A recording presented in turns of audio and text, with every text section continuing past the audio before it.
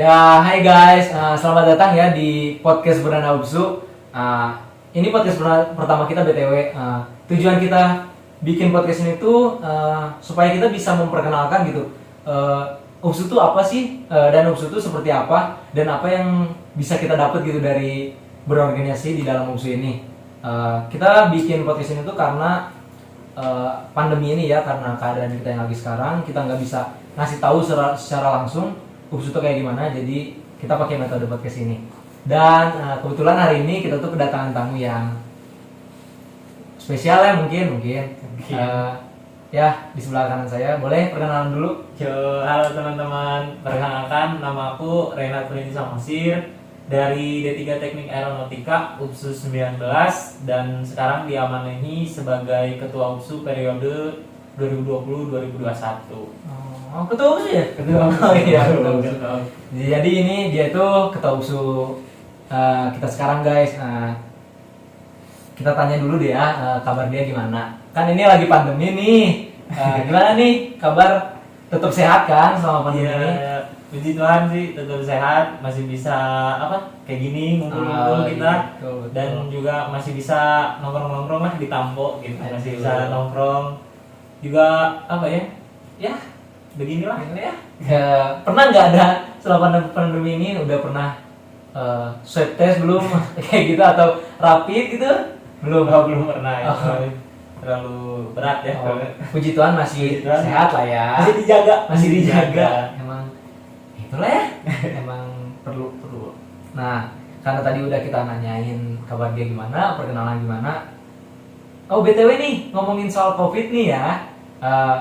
Ada nggak nih pengaruh COVID terhadap kehidupan kamu, perkuliahan kamu, atau kamu tadi bilang kan ketua UPSU ya, Ya. terhadap kepengurusan kamu selama di UPSU kayak gitu? Boleh dijelasin? Kalau pengaruh pasti ada sih, apalagi kita satu Indonesia terpengaruh gara-gara COVID kan. Apalagi masalah ke ekonomi sama kesehatan. Kalau di kehidupan pribadi jelas-jelas terpengaruh. Kalau dari diri aku pribadi sih merasa terlalu sekarang tuh tidak bisa menangkap materi kuliah yang disampaikan oleh dosen. Jadi apa yang dosen terangkan ya tidak pernah 100% bisa saya tangkap gitu. Ya mungkin karena kendala jaringan, kendala sinyal, kendala kemalasan Ini paling berpengaruh sih ya. Itu paling berpengaruh ya untuk kita para mahasiswa. Ya itu sih kendala-kendala yang ada di kehidupan perkuliahan pribadi. Jadi emang sih benar, banyak juga nih. Emang pengalaman diri aku sendiri nih, kadang kalau lagi kuliah tuh, aduh dosennya bikin ngantuk nih suaranya nih, langsung off cam, off mic, kasur kan ditinggalin. Cuman ya itu sih balik ke kesadaran diri masing-masing ya. Kalau emang menurut kita, aduh kuliah itu penting nih buat menunjang masa depan saya nanti, ya usahakan jangan seperti itu. Nah, tapi kan sebenarnya kalau ngomong-ngomong soal kesadaran diri masing-masing, kita juga nggak bisa ngarepin dari mahasiswanya doang kan. Betul. Kayak misalnya kita juga dosen, menurut saya dosen juga perlu misalnya nih tahu mahasiswanya jadi kurang tertarik dengan perkuliahan yang daring seperti ini, mungkin dibuat metode-metode yang lebih efektif kayak gitu, yang bikin mahasiswanya tertarik kayak gitu. Ya makanya jadi para dosen tolong buat kami tertarik ya buat dari kuliahnya. Bikin kita bersemangat, atau ya butuh tekanan sih sebenarnya mahasiswa tuh biar kita lebih fokus kayak gitu. Nah, ngomongin tadi kan udah COVID terhadap kehidupan kuliah kamu nih, yang emang ya mungkin semua orang ngerasain kayak kamu juga ya, nggak cuma kamu doang. Kalau terhadap UPSU-nya sendiri nih, kamu kan sebagai ketua harusnya tahu nih, paling tahu kan pengaruh COVID ini terhadap UPSU kayak gimana? Kalau untuk UPSU sendiri sih mungkin semua ormawa di Polban juga terpengaruh ya. Apalagi yang biasanya kita rancang itu program kerja atau pergerakan yang offline sekarang harus diganti menjadi online gitu. Dan dari kami kepengurusan pun harus bisa berimprovisasi ketika keadaan seperti ini, misalnya mengadakan program kerja baru atau mengadakan pergerakan baru yang tetap menjaga UPSU itu berjalan sebagaimananya organisasi gitu. Jadi lebih ke karena kamu tahu kan UPSU bakal terkena dampak dari COVID ini, kamu membuat inovasi-inovasi yang bisa dilakukan buat supaya UPSU ini tetap berjalan, kayak kan? Lebih apa ya? Kayak UPSU tuh lebih tetap produktif, walaupun di masa pandemi seperti ini. Betul. Kalau pasti kan ada tuh hal-hal yang terpengaruh selain kan tadi tuh secara garis besar UPSU kan. Kalau soal komunikasinya gitu gimana? Kalau masa di komunikasi ya, mungkin karena intensitas kita jarang ketemu dan intensitas kita bertegur sapa juga jarang gitu. Jadi komunikasi yang kita jalin pun tidak sebaik waktu kita offline gitu. Tidak sedekat waktu kita offline. Jadi ya tetap bisa berjalan komunikasi, tapi yang mungkin tidak sedekat kita offline aja gitu sih. Agak berkurang. Sedangkan emang tujuan kita tuh kayak terhadap angkatan dan angkatan atas pun sebenarnya harus tetap berjalan supaya UPSU itu bisa dapat saran dan kritik yang lebih baik. Dan kita juga harus mengajak maba-maba biar lebih aktif gitu, yang nantinya bakal melanjutkan kepengurusan yang kita ini. Nah, kalau sebelumnya ini nih, kan yang aku tahu ya, UPSU tuh punya 3 proker besar tuh. Boleh nggak? Apa aja sih proker besar itu tuh? Jadi mungkin kalau teman-teman yang belum tahu, kalau di UPSU itu ada 3 proker besar atau main eventnya lah di UPSU. Yaitu yang pertama cross country, yang kedua disnatalis, yang ketiga pensi. Kalau cross country itu untuk penyambutan maba dan juga pelepasan alumni. Dan kalau disnatalis ya biasalah, setiap ormawa pasti merayakan disnatalis semuanya masing-masing atau perayaan ulang tahun lah. Dan kalau pensi ini sebagai apa ya, proker terbesar kita untuk mencapai tujuan utama UPSU, yaitu memperkenalkan seni dan budaya Sumatera Utara. Dan salah satu fasilitasnya itu ada di pensi itu gitu. Sebagai wadah lah ya, buat mengembangkan karena pensi berbau kebudayaan Sumatera Utara, pasti yang ditampilkan juga berupa kayak tarian, musik atau drama kan. Nah, seperti itu. Kan ini nih 3 proker besar ini akibat masa pandemi ada pengaruhnya nggak sih? Atau ada gitu proker yang masih bisa dilakukan selama pandemi, atau ada juga proker yang nggak bisa dilakukan selama pandemi ini?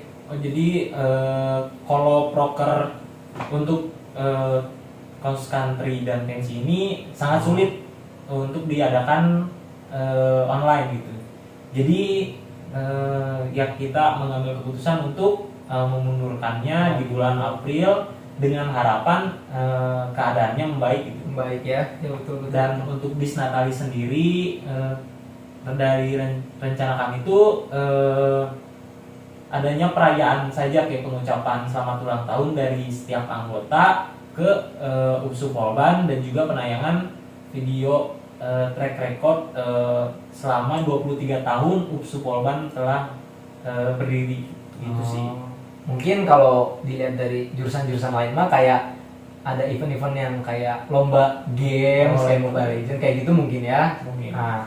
Nah, selain itu nih, alasan kenapa 2 proker itu nggak bisa dilaksanain secara online tuh apa sih? Apa karena emang butuh dana yang besar atau gimana?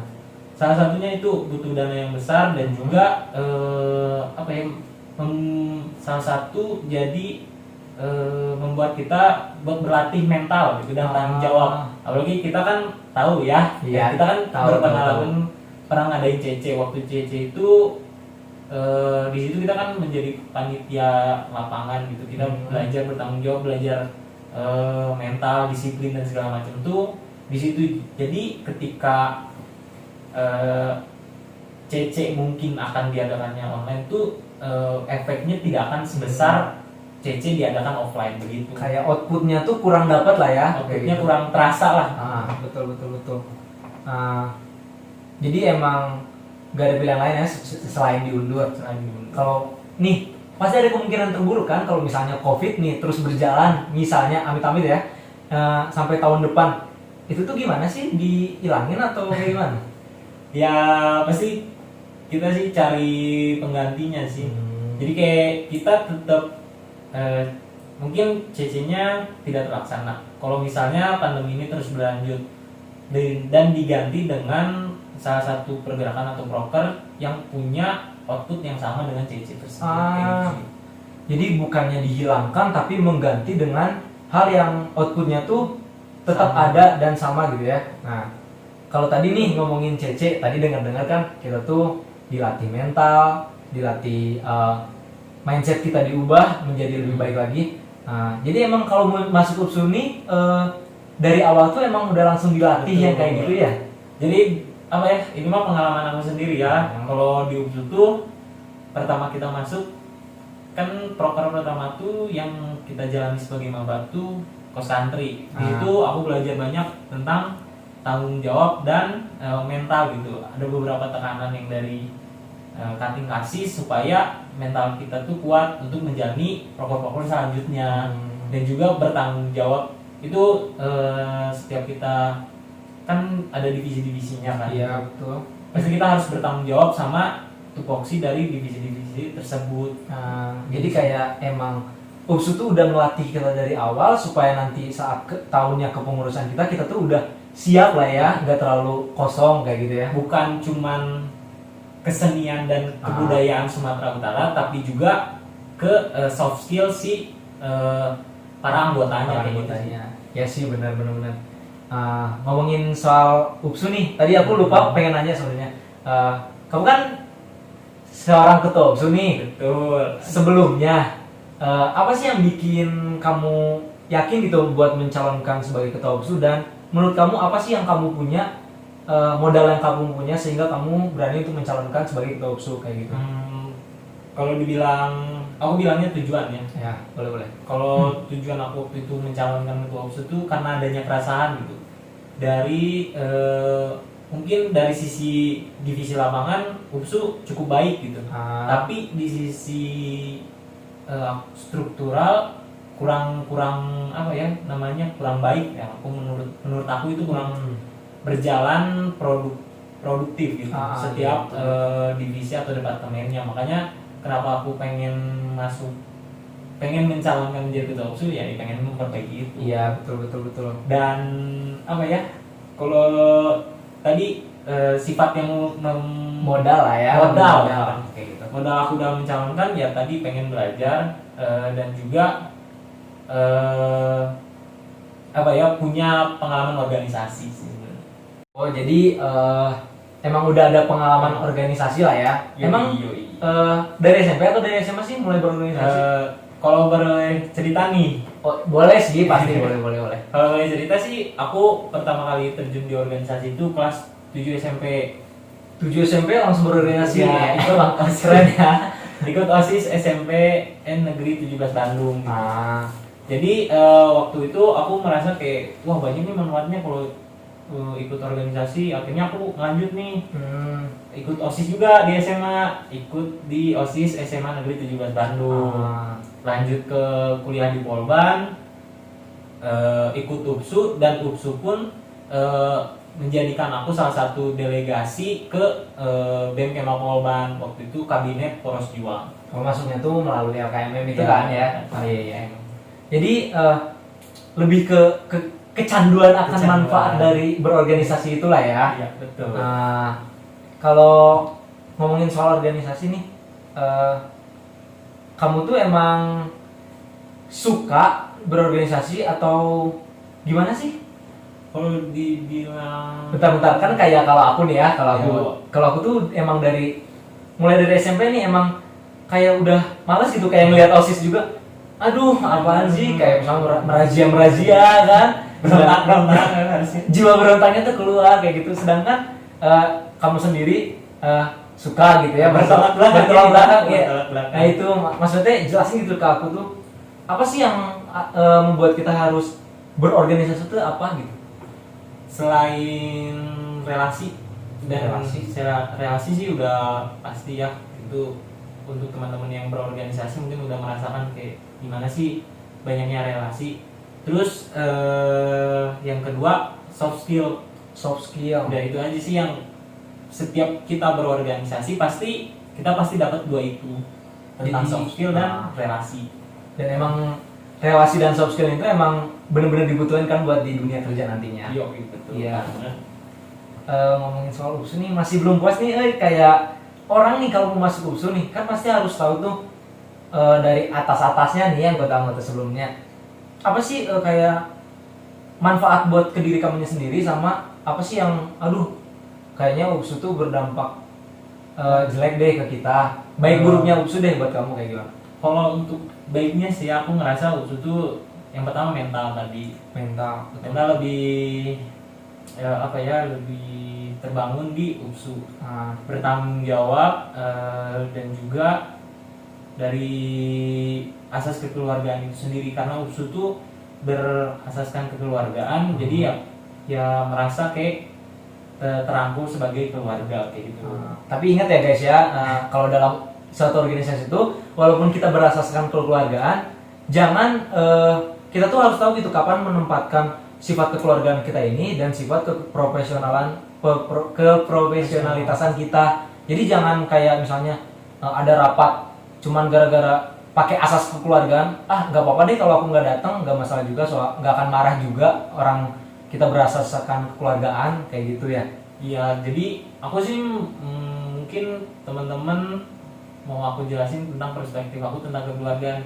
Jadi kekeluargaan tuh aku merasa kalau kekeluargaan itu sangat mendukung tentang profesionalitas. Kenapa? Karena kekeluargaanlah yang membangun loyalitas seorang anggota. Ketika anggota sudah loyal terhadap organisasinya, maka timbullah profesionalitas kayak gitu. Jadi kalau dibilang kekeluargaan tuh penting, ya penting banget untuk menunjang profesionalitas ini. Iya. Gitu sih. Jadi sebenarnya mah saling berhubungan tapi jangan terlalu disangkut pautkan kayak gitu ya. Nah, tadi kan udah tuh manfaatnya kan, jadi kayak kita tuh mentalnya tuh lebih kuat lah, pemikirannya lebih bagus lagi. Kalau minusnya kayak gitu, kurangnya kayak gitu.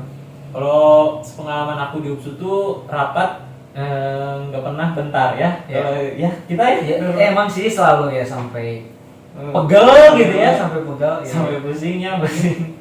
Mungkin teman-teman maba belum merasakan, nanti rasakan ya. Iya. Jadi kalau kita rapat tuh di UPSU kadang mulai jam 7 beres jam 11 gitu. Demi suatu proker. Totalitasnya memang bagus, cuman sangat menghabiskan waktu kalau menurut aku. Jadi ya di UPSU tuh terlalu menghabiskan waktu aja sih kayak gitu. Iya. Menyita waktunya terlalu banyak lah. Iya sih benar. Tapi kan balik lagi ya, karena mungkin nih udah dikasih tahu kan sama Bang ini kalau emang menyita waktu. Nah, oleh karena itu kita tuh harus bisa gitu memanage waktu. Kayak misalnya nih, nanti jam 7 ada rapat nih. Kita tuh misalnya ada tugas atau kegiatan lain yang harus kita kerjakan, bisa dikerjakan waktu-waktu sebelum rapat itu dimulai. Jadi betul. Setelah rapat tuh bisa langsung tidur, istirahat kayak gitu. Ya, mengerjakan waktu sebelum rapat ya kayak tadi ya padahal bagus sih, cuman mustahil gitu. Mustahil dilakukan. Iya bener kayak mikir ngerjain dulu lah, dan nanti rapat UPSU udah gak bakal bisa ngerjain. Iya. Emang agak susah sih, agak berat ya. Karena emang sifat mungkin ya nggak tahu ya aku doang atau emang kebanyakan orang kayak masih ada waktu nanti kayak gitu kan. Ya kita sering memanfaatkan waktu lah ya. Jadi waktu luang kita dimanfaatkan untuk ngerjain tugas. Buat kemungkinan terburuk rapat yang sangat lama itu ya. Nah, tapi nggak apa-apa. Mau ngomongin ini juga nih soal aku nih, kalau sebagai mahasiswa baru yang memang belum masuk UPSU nih ya. Pasti aku mah khawatir soal circle pergaulan atau pertemanan di UPSU. Itu pasti yang paling aku pikirin dulu sebelum masuk UPSU. Boleh dijelasin nggak kayak circle kalian tuh kayak gimana? Lebih banyak membangun atau menjatuhkan kayak gitu? Kalau circle tuh mungkin balik lagi ke teman-teman ya, menganggapnya apa. Cuman kalau dari pribadi aku sendiri sih ada beberapa teman-teman dari UPSU yang membangun, walaupun dengan kata-kata yang tidak mengenakan mungkin. Cuman ya kita ambil aja gitu dari baiknya dari kata-kata yang membangun itu. Dan juga ada beberapa cutting yang memang karena seprodi nih, jadi bisa mengajari adik tingkatnya. Oh, iya. Jadi kayak misalnya aku jurusan sipil, ada cutting sipil, aku tuh bisa bertanya ke dia mengenai perkuliahan ataupun mata kuliah yang kita ambil kayak gitu kan. Itu sih, itu keren banget kalau misalnya teman-teman maba nih yang punya masalah di kuliahnya bisa ditanyain ke abang-abang yang ada di UPSU atau kakak-kakak yang ada di UPSU. Nah itu juga, walaupun kita nih ya suatu UKM yang berbasis kebudayaan, kita tuh nggak selalu ngomongin kebudayaan loh. Jadi kayak kita tuh malah yang aku dapat ya sama di UPSU, kayak kita tuh emang seringnya tuh ngobrol dan ngobrolin hal-hal yang emang random gitu, nggak selalu tentang kebudayaan. ini gimana nih, gini gimana nih, malah jadi lebih enjoy gitu. Jadi nggak merasa terbebanin oleh tugas dari UPSU yang kayak gitu sih. Menikmati prosesnya lah. Nikmati prosesnya, benar-benar lebih ke, dan cutting-cuttingnya juga emang benar-benar bisa bikin kita ngerasa nyaman sih di UPSU kayak gitu. Friendly, asik parah. Asik parah sih, benar-benar. Oke, mungkin segitu sih pertanyaan yang mau aku lontarkan kepada ketua UPSU kita ini. Melelahkan ya. Nah, ini emang agak melelahkan podcast ini, apalagi perdana kan, jadi sorry aja kalau masih banyak kekurangan, apalagi ini low budget ya podcastnya, low budget, jadi nggak apa-apa. Oke, sekali lagi terima kasih Renhat udah mau datang, dan buat kalian yang emang mau gitu ikut podcast ini, ditunggu ya, karena emang kita tuh berdasarkan tema yang udah kita bikin, kita nginvite orangnya kayak gitu. Jadi jangan berkecil hati kalau aduh kok aku nggak diajak-ajak sih ke podcast kayak gitu ya. Dan kebetulan dia juga paling gampang di calling sih sebenarnya kayak gitu. Lagi kosong. Sebenarnya masih sibuk ya. Tapi itu aja ya, sekian podcast dari kita. Jangan lupa ya di like, komen, dan kalau kalian nonton ini di YouTube, subscribe jangan lupa. Lumayan kan bisa dapat AdSense kayak gitu. Oke, sekian dari kami, terima kasih. Dadah.